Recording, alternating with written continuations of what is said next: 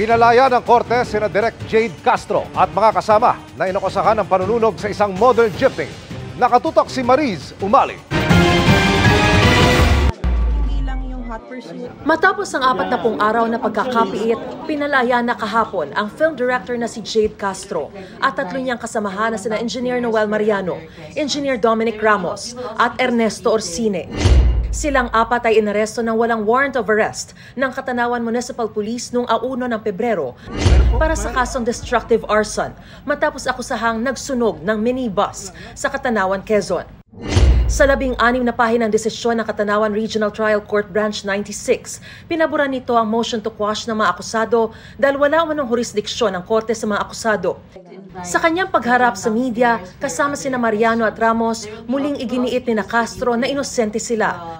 Nakakagalit at nakalulungkot daw na mapagbintangan sa bagay na di nila ginawa. For us to stand accused of destroying for no reason, that is something simply not in harmony with our being.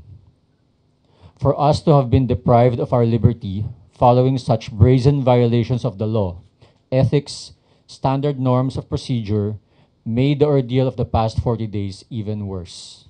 Sa gitna nito, nagpasalamat sila sa lahat ng pamilya at kaibigang sumuporta sa kanila habang nakapiit. Then mixed emotions, ginawa ko na lang bahay yung kulungan.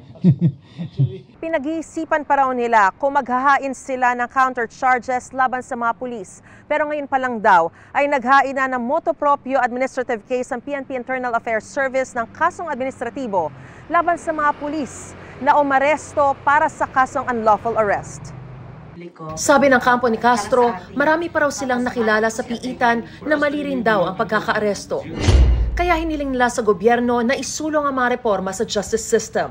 Sana rin ay ma-revisit ng ating Department of Justice ang kanilang mga patakaran pagdating sa waiver ng Article 125 at pati na rin yung mga law enforcers natin pagdating sa paggamit ng warrantless arrest, lalong-lalo na yung hot pursuit. Sinusubukan pa ng GMA Integrated News na kunin ang pahayag ng PNP. Para sa GMA Integrated News, Mariz Umali, nakatutok, 24 oras. Ayon naman sa Regional Director ng Calabarzon Police, pinalaya sina Castro at ang mga kasama matapos pagbigyan ang motion to quash na kumukwestiyon sa legalidad ng pag-aresto sa pamamagitan ng hot pursuit. Nirerespeto raw ng pulisya ang legal na proseso.